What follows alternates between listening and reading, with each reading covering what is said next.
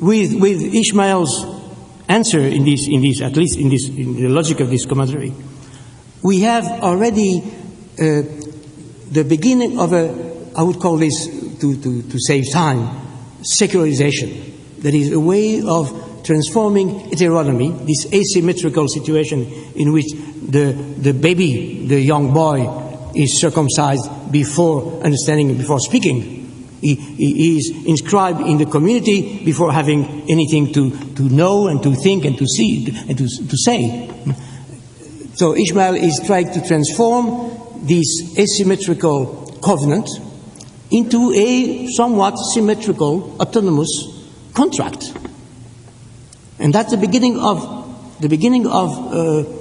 secularization, the transition from heteronomy to some autonomy. But at the same time, what Ishmael claims is that since he is prepared to make this sacrifice at an age when one understands, he is more, let's say, ready to enter the covenant, which remains asymmetrical. So there is this of course, this competition. But the other version that you mentioned, another version says, Isaac retorted, all that you did was to lend the Holy One, blessed be He, 3 drops of blood, that is circumcision, 3 drops of blood, even if you are 13. But I'm now 37 years old, yet if God desired of me that I be slaughtered, I would not refuse. So there is this auction, in a certain way, between the two. Now, of course, I was circumcised when I was 7 days without understanding anything. But now, if God demands or asks me to do even more, to be slaughtered, now as an adult, I would accept. So there is this auction, wanting to be more obedient and more submitted, more subjected to God in an asymmetrical way than the other. And of course, it is difficult to read this commentary without having one's eyes in the direction of what's happening today in many parts of the world, in Jerusalem among others, in this war about who has been more true to God, more subject to heteronomy in a certain way, that is, more of a believer. That if I had time, I would go in that direction, in the political direction. But when I say political, and there's a lot to be said about politics and Judaism and Islam and Christianity today, needless to say.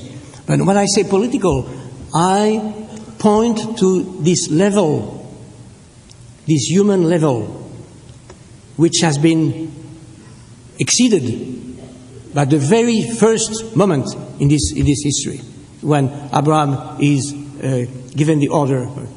It's no more. We have no more to do with ethics, politics, and law and legal, and the law in the sense of legal, if not justice.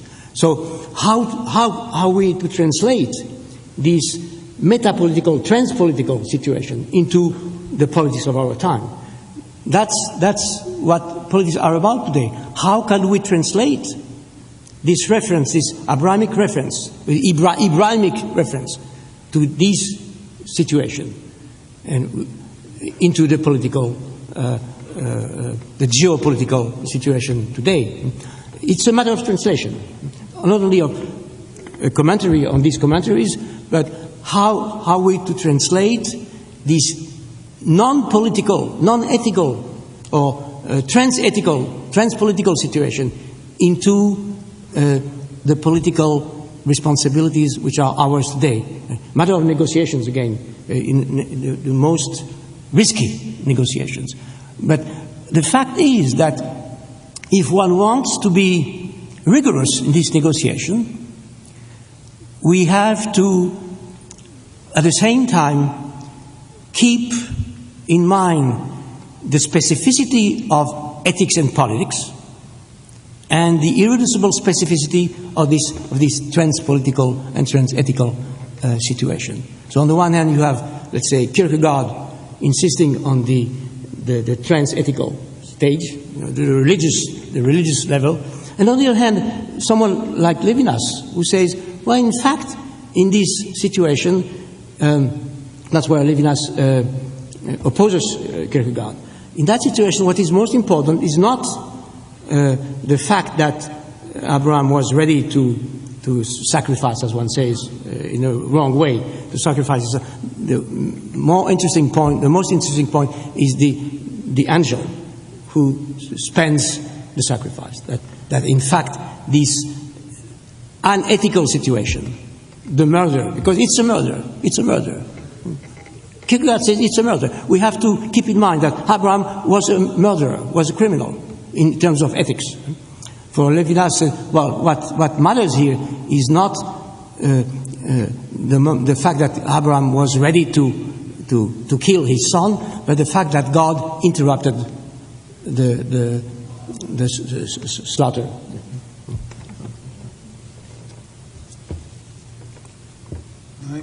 My first question had to do with prayer, and my second question has to do with God. So I want to ask you not so much about God, but about the name of God, and how the name of God operates in your texts. As I understand deconstruction is always an affirmation, arises from and leads up to an affirmation. Now, I would say, I mean, perhaps you would want to argue about this, but I would say that in the earlier writings of grammatology and through the 70s, when you tended to use the name of God, that tended to be, you tended to use that to refer to it in terms of theological closure. It was, the name functioned as a way to arrest the play, or as a desire for a centered discourse, a transcendental signifier. But in the later writings, I have the sense that the emphasis has changed somewhat, and that the name of God has become a more open-ended name for you, more affirmative. And maybe we could say not so much a theological name as a religious name, and one that, for example, in Sophlonome, you even speak of saving. So, whether you're mentioning the name of God or using the name of God, and it would be interesting to know which is which, and when you're doing which, and I'm not sure. But whether you're mentioning it or using it, what is going on with this name? Thank you, John. A difficult question because, on the one hand, it's true that there has been a change, not, let's say, in my way of addressing these questions, but in the strategy of the text. It is true that at the time of what you call the earlier writings, I was speaking in a context in which the name of God was more, let's say, inscribed in what Heidegger would call ontotheological. God as the absolute being, that is being present, and so on and so forth, and playing in the system of, let's say, ontology, ontotheology, a certain role. So at that point, of course, when I said theological, I meant what you said. And even today, when I speak of sovereignty as an ontotheological phantasm or heritage, I have the same name of God in mind. But even then, at the time of grammatology, I had and there must be signs of it in these early texts, the feeling that the name of God doesn't function the way one usually thinks it functions. That is, and Hegel already said this, there is no example. God cannot be an example.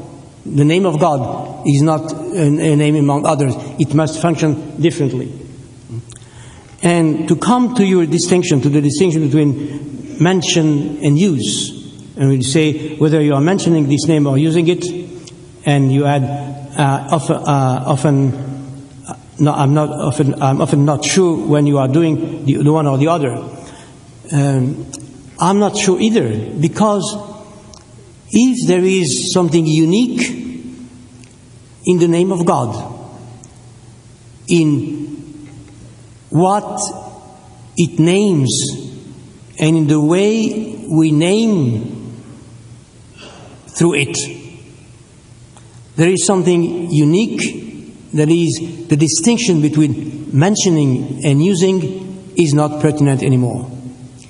If you want this distinction to work, you have to at least imply that when you use a word, there is a referent. I say, this is, give me a glass, okay? When I mention the word glass, I don't need. I mentioned the word. Okay, I'm referring to a word. I'm not referring to a thing. Okay? Now, God, given precisely this deconstructive move, God is not the omnipotent first cause, prime mover, absolute being, absolute presence. So God is not something or someone being, some being that I could refer to by using the word God.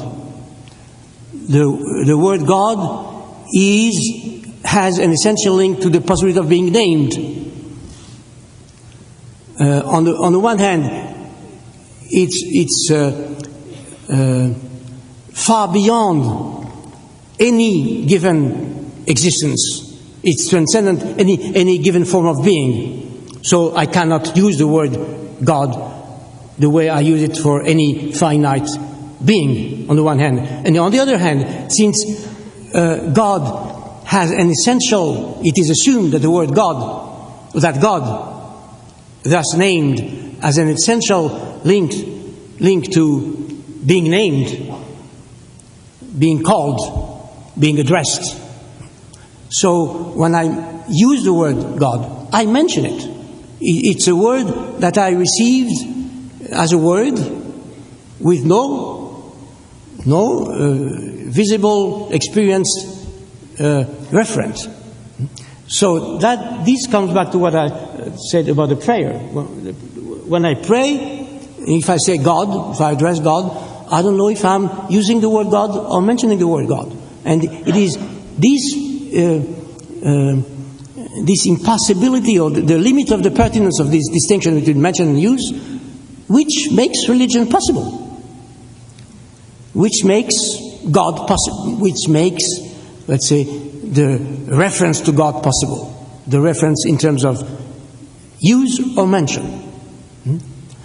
So that's why in a number of texts which are more recent,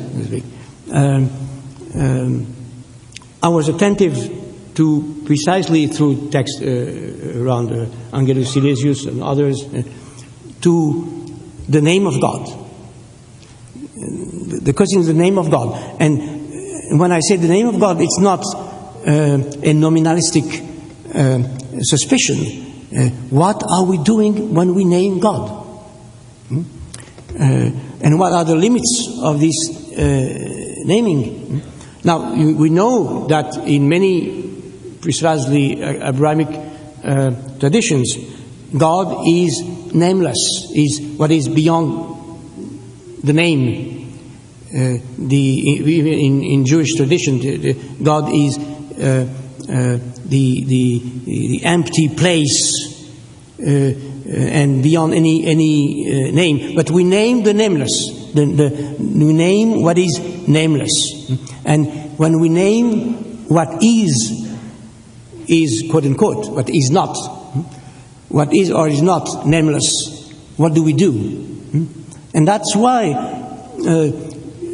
being a believer, even a mystic believer, and being an atheistic person is not necessarily different. And I know that the most authentic believers know that they are very close to pure atheism, because they know that using the word God, they may be simply mentioning it, and that to mention the word of God in a certain way is already an act of faith. The faith consists in, if there is a pure faith, I'm not sure, but if there is a pure faith, it consists in asking the question, when I use the word God, am I referring to someone or mentioning a name? Mentioning a name. Not in the way grammarians or literary critics mention or quote. It's not a quote, but I may simply use the word as a word. But a word is not nothing. Naming, calling. I think Heidegger makes this interesting distinction between, let's say, nennen, to name, and heißen, and calling. When I mention the name of God, do I give a name, or do I call? Now, it's difficult to think the experience of naming without referring to the experience of calling. To name is to call. Now, if I am calling God, what I'm doing? What is it to call? Some, on the one hand, some non-believers will say, well, you're just calling. That's you're mentioning a name, just calling, that's a call. Others would say, well, the fact that I call is already not a proof, but a sign that God is the one who makes me call God. Okay? And the two say different things, but the same thing. The one say, well, when you name God, you call God. Well, that's you call. That's a call. That's you mention the word call. It's an empty call. Okay? And the other would say, well, if I feel the move, the motivation, the impulse to call God, it means that God is called through me. Okay? That there is something in me which calls God, and this is my faith. And the fact that the other says, the skeptical one says, well, it's just let's say nominalistic experience of calling, it's just part of my faith. Because if when I call, I was sure that there is someone, some real one at the other end, I wouldn't call. Okay?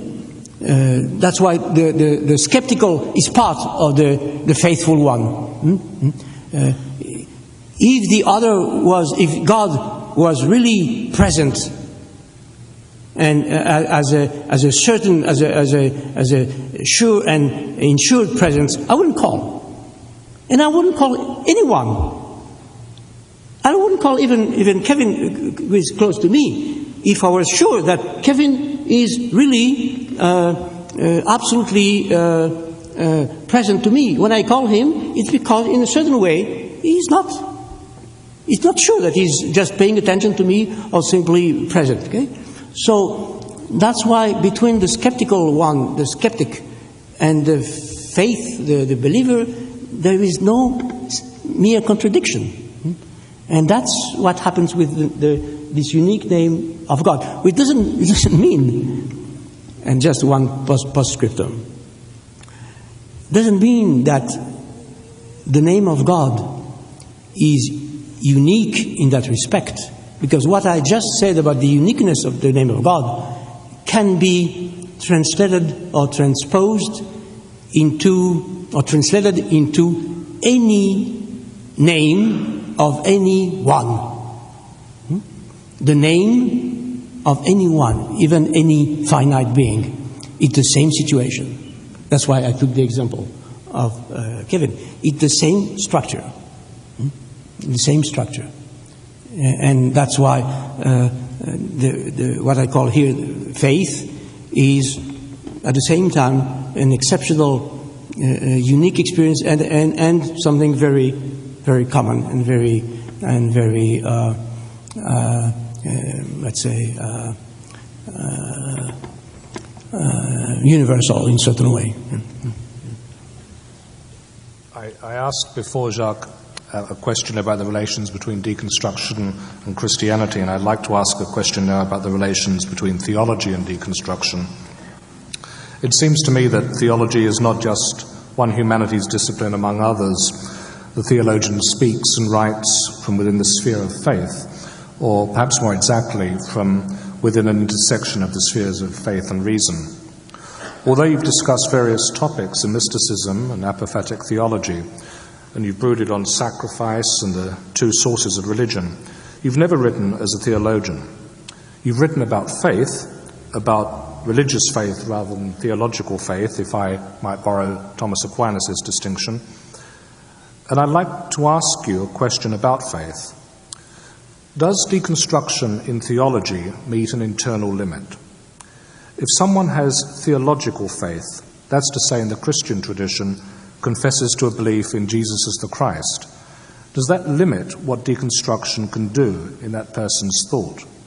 Or does it offer another context in which deconstruction works, albeit differently than in other contexts? Thank you.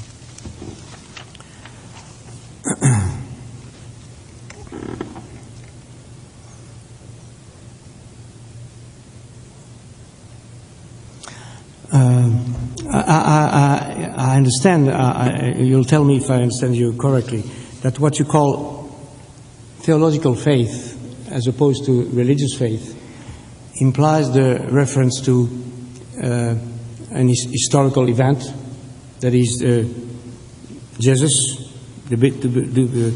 If someone, you say, has theological faith, confesses to believe in Jesus as the Christ, does that limit what deconstruction can do in that person's thought?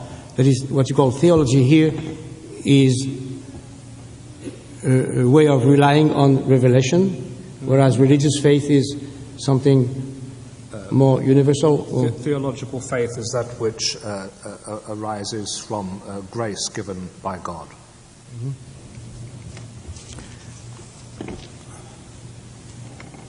Well, about grace given by God,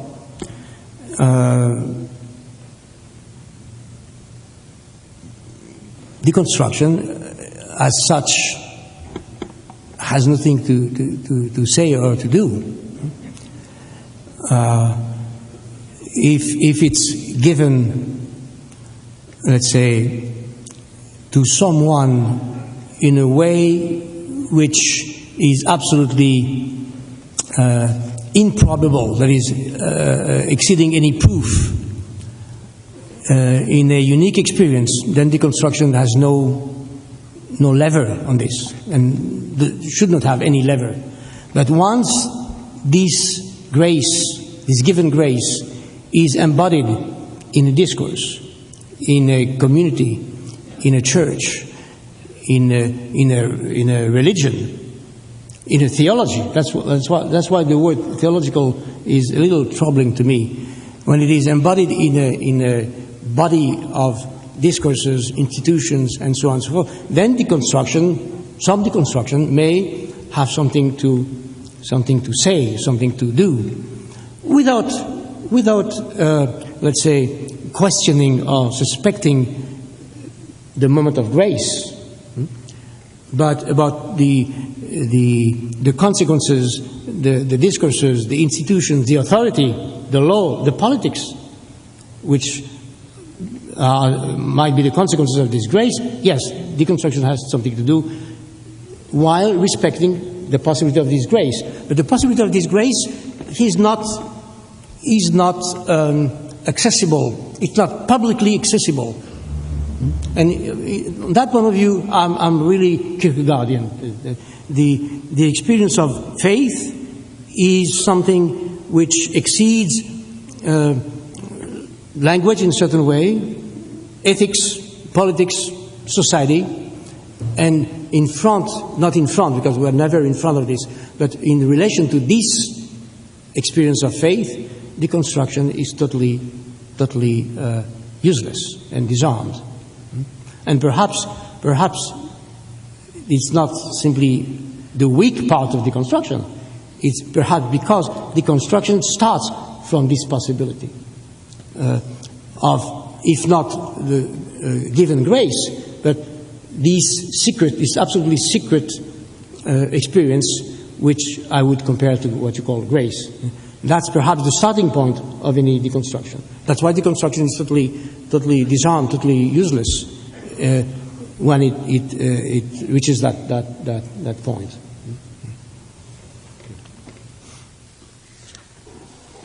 Back in 1995, John Caputo, as a faithful secretary or extra scriver, wrote a commentary on the gift of death.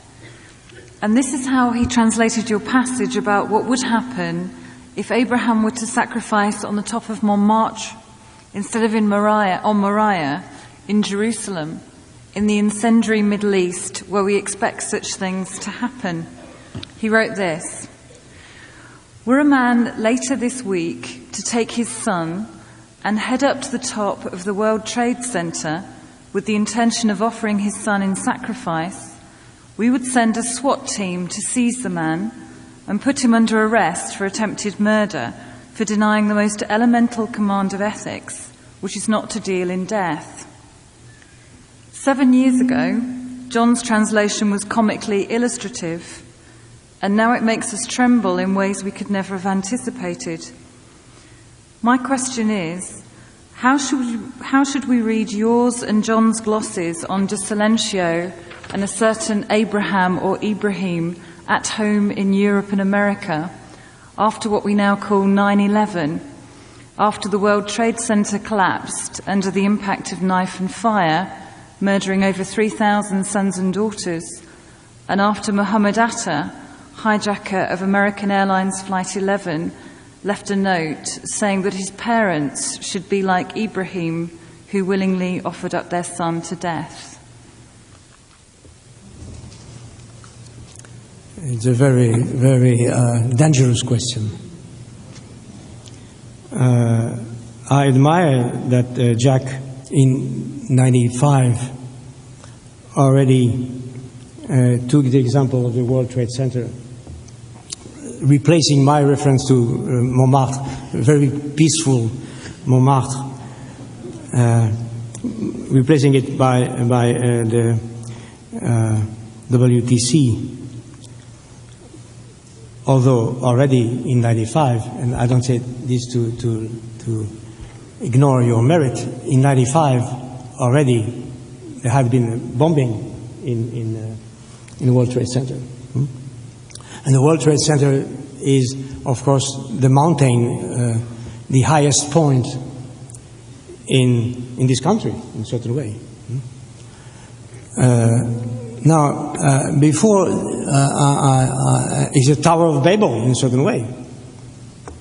Not the Mount Moriah, but the Tower of Babel, which, as you remember, has been destroyed by God in a certain way because of the arrogance of the people who built the Tower of Babel. Of course, we could take a number of other examples today of, let's say, terrible sacrifices or terrible murders, collective murders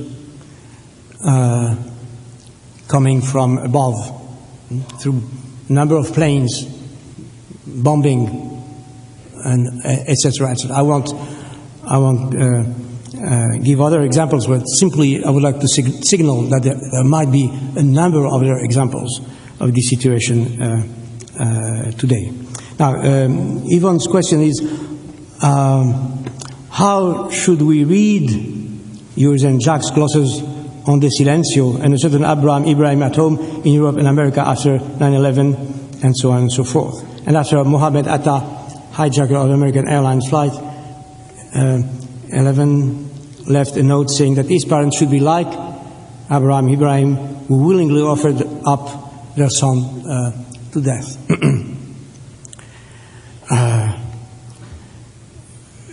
First, the comparison stops very quickly, because even if the parents of Muhammad Atta were ready to offer their sons, in the case of Abraham and Isaac, there was no collective murder. There was just a victim or someone sacrificed. Whereas in that case, he didn't simply commit suicide. He killed thousands of people by the same. So does that mean that the comparison doesn't work at all? If we seriously address the question of the political, military, historical consequences of the sacrifice of Isaac in the world since that time, in the name of these traditions, millions of people have been killed, are still being killed. So I don't know what the interpretation might be. My first reaction would be, in any case,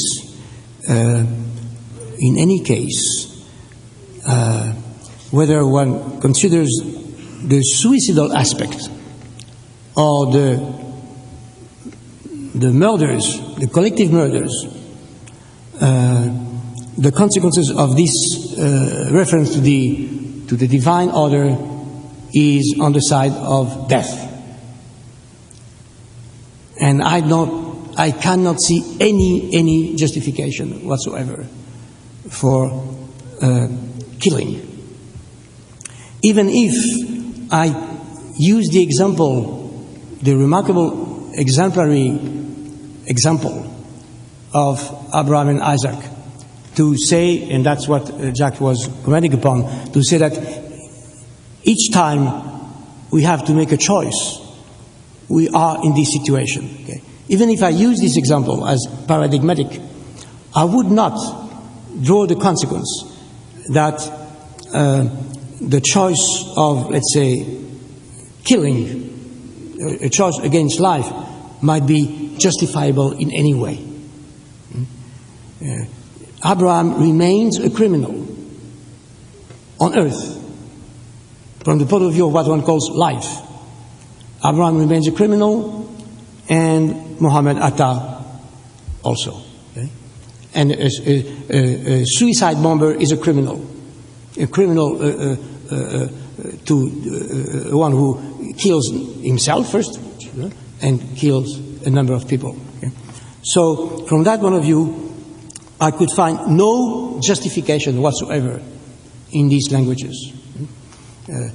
But as you know, crimes of war, crimes at war, are always, especially now, justified, allegedly justified by religious reasons. Even in Bush's discourse, when he speaks of the going at war against the axis of evil, God bless America, and so on and so forth, we have some fundamentalist religious justification, alleged justification. So I can find no justification whatsoever in this reference to a sacrifice. So my own, let's say, discourse would be simply against any justifiable, allegedly justified killing and suicide either. And I would, if I had to address this question politically today, I would multiply the examples, despite the terrible example that you choose, and despite all the compassion that we may have for the victims of this 9/11 crime, we would have to take other examples today and to evaluate politically what the situation is.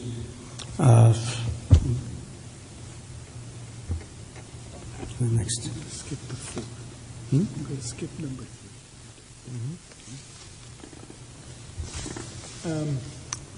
Back in October of 2001, when you were at Villanova, you made a remark about the powerlessness of God, which I found very interesting and fascinating. And I wonder if we can talk a little bit about that. What you said was, God is supposed to be absolutely powerful in our tradition, and that you are trying to think of some divinity dissociated from power, if that is possible. And then you added, because a lot of people would say this, you added that there is in Jesus Christ some weakness, some vulnerability, some powerlessness, but that for you, this powerlessness, of course, is also a sign of the Almighty. And then you concluded this would have heavy ethical and political consequences, and it would deserve a much longer answer. So maybe we can take a moment to add something to that now and talk a little bit about what you meant by the powerlessness of God, and it's a counterintuitive idea in some ways, that to dissociate God from power goes against the very idea of God as omnipotent, as a fundamental classical conception of God. So in what sense could God lack power and still be God? And what would motivate you to talk about God in terms of powerlessness? Thank you. Well, on the one hand, there is nothing absolutely original in saying that there might be some, not absolute powerlessness, but some powerlessness in God. Even if one considers God as infinite, we know through the Bible, for instance, that there are moments in Genesis or in which God, I wouldn't say repents, because there is a problem of translation here, but God realizes that He has not done something which couldn't be improved. So there is some finitude in God's infinity.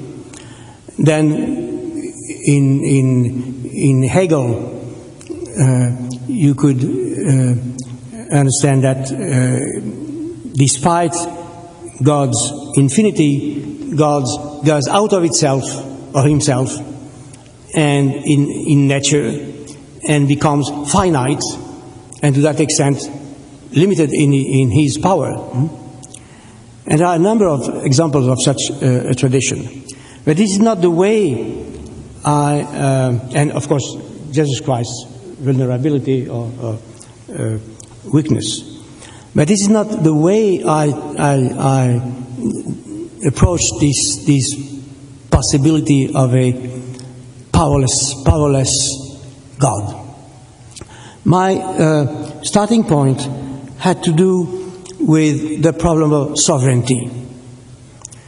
And I tried again and again to dissociate two concepts which are usually indissociable. That is the unconditionality and sovereignty. Indivisibility, unconditionality, and sovereignty. And I would like to think of something unconditional in forgiving, in the grace, in forgiveness, in the gift, in hospitality, some unconditionality which wouldn't be a sign of power, a sign of sovereignty. So I try to dissociate sovereignty and unconditionality. And if I think of God on the side of, let's say, grace, forgiveness, hospitality, unconditionality, unconditional law, then in order to not to have to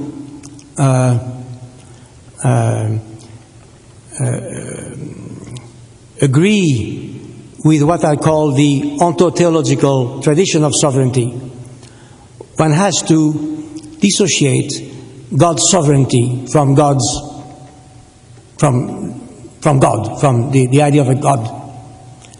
God without sovereignty, God without omnipotence, God without absolute power. And if one thinks of this possibility of the name of God being dissociated from the absolute power, then this would be a strategical and political lever to think of unconditionality without sovereignty, and to deconstruct the politics of the political concept of sovereignty today, which is, I would argue, which is a heritage of ontotheology. The history of the concept of sovereignty, which is today, of course,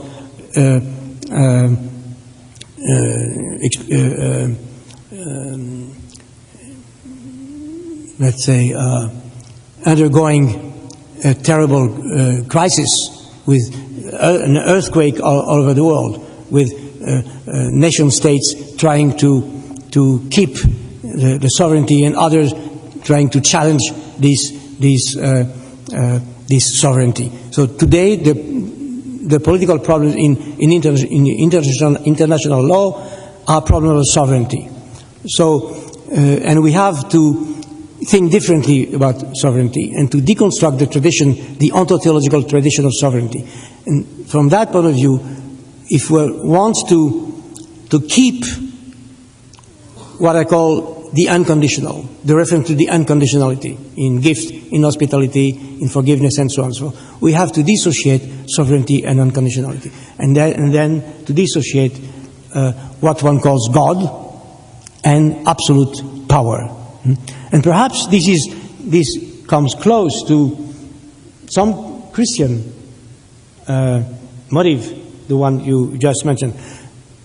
Then we would have to rethink the vulnerability and powerlessness of Jesus without the absolute power, which nevertheless remains in the tradition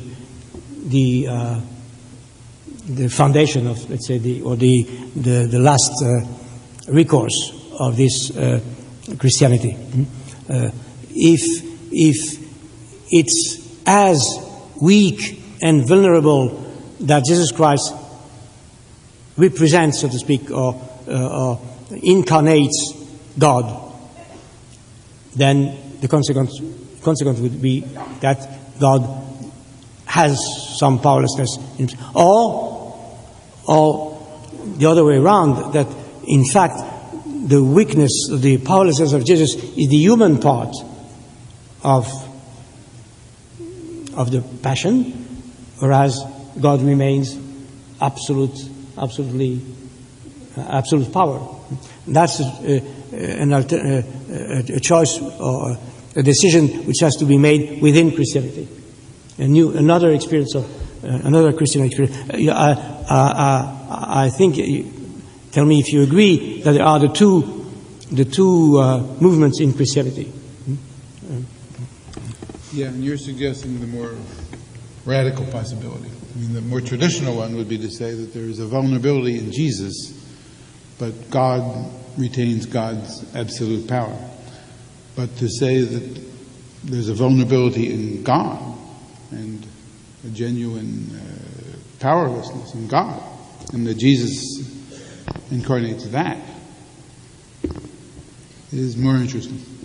More interesting, but less common, no? I think so. Yeah.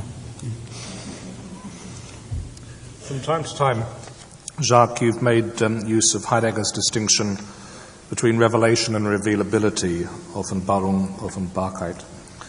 As usually received, the distinction asks us to think about the relative priority of revelation and revealability. Does revelation precede revealability, making conditions of manifestation apparent only after the fact? Or are conditions of revealability in place before revelation occurs? I'd like to invite you to reflect on the distinction. Is it a clear alternative, or should it be understood, as you hint now and again, as an aporia? You suggested in Politics of Friendship that rethinking the alternative by way of iterability might, and I quote from you, might at least give access to a structure of experience in which the two poles of the alternative cease to oppose one another to form another node, another logic, another chronology, another history, another relation to the order of orders. And I'd like to ask you if you could say a little more about this other structure of experience. Thank you. In fact, what I could say would simply